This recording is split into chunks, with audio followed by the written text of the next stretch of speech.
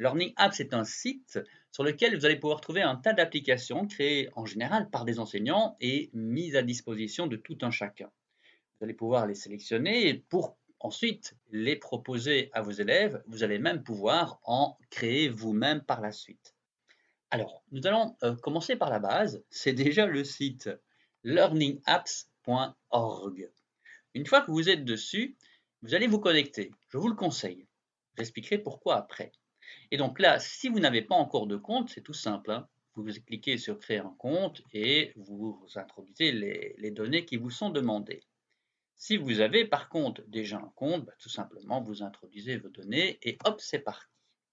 Voilà, me voici maintenant connecté sur Learning Apps. Alors, recherchons d'abord des applications qui nous intéressent. Pour ça, deux manières de faire. Vous avez ici découvrir des applications.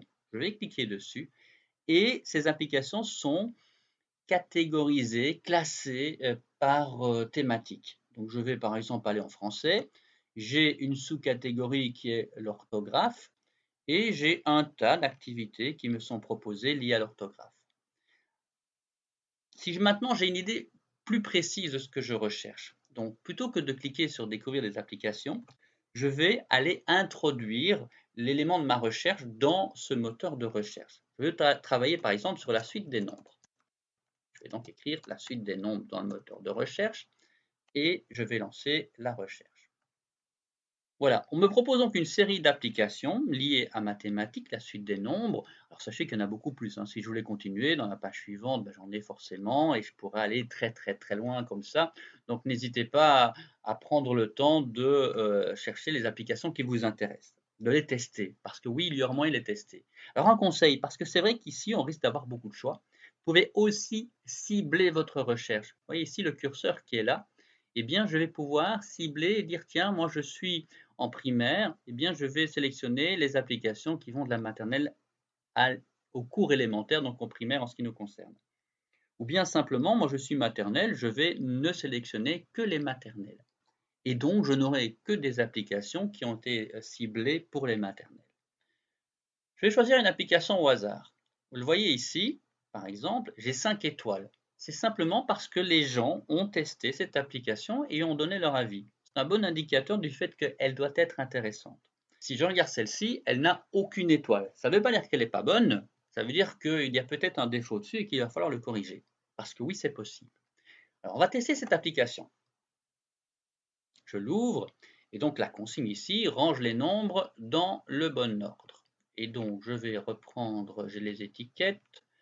Je suppose qu'on est sur 1, 2, 3, 4, 5, 6, 7, 8. Donc 1, 2, 3, 4, 5, 6.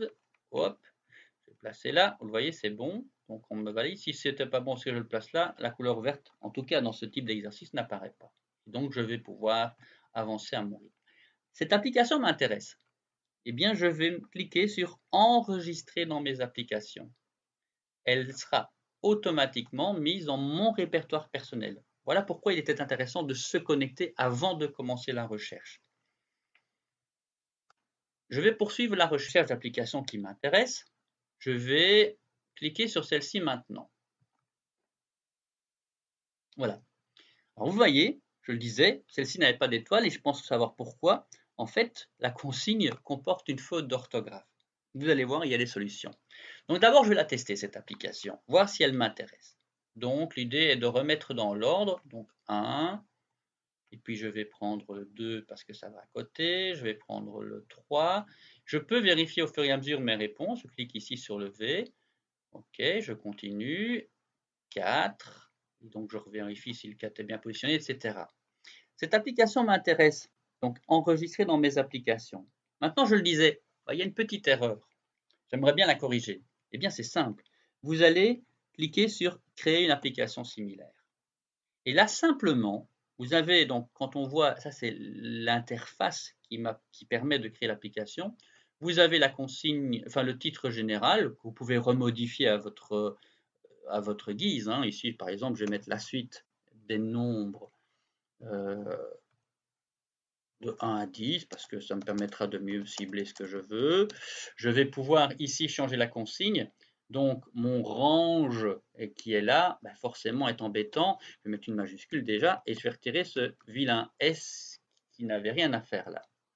Range la suite, moi j'ai même envie de dire des nombres, c'est mieux. Voilà, j'ai la possibilité de changer même, parce qu'il y a cette petite formule lorsque l'enfant a terminé, je peux la changer. Une fois que j'ai terminé, je pourrais aussi modifier des contenus dans l'exercice. Hein. Une fois que j'ai fini, je fais afficher un aperçu. Je vérifie que c'est correct maintenant en fonction de ce que j'ai voulu faire. Voilà, on a bien le range qui a changé. Et donc, une fois que c'est bon, je fais enregistrer l'application. Elle est maintenant dans mes applications. Et donc, si je vais voir mes applications, j'ai bien l'exercice qui est proposé ici, la suite des nombres de 1 à 10, celle que je viens de créer.